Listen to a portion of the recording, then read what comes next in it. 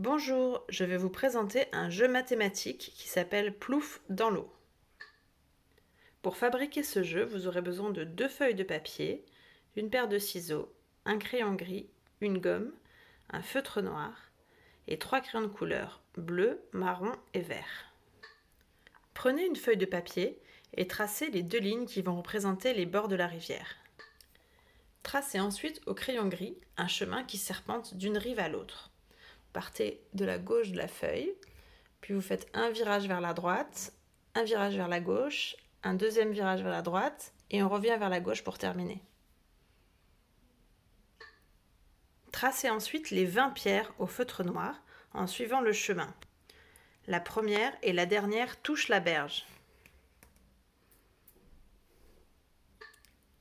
Ensuite, gommez le trait de crayon gris et écrivez les nombres de 1 à 20 au feutre noir, en commençant par le bas de la feuille.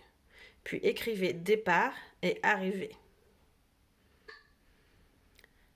Demandez à votre enfant de colorier les berges en marron et la rivière en bleu, en faisant attention de laisser les pierres blanches.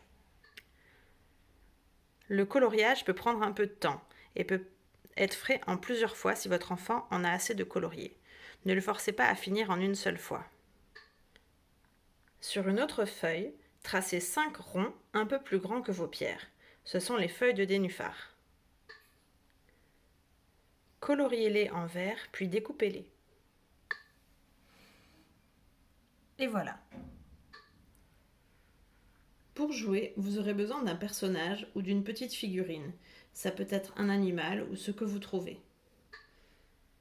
Le jeu peut commencer. Placez 3 nénuphars sur des pierres, par exemple sur la pierre 5, la pierre 11 et la pierre 18. Et mettez le personnage sur le départ. Expliquez à votre enfant que le personnage doit traverser la rivière en marchant de pierre en pierre.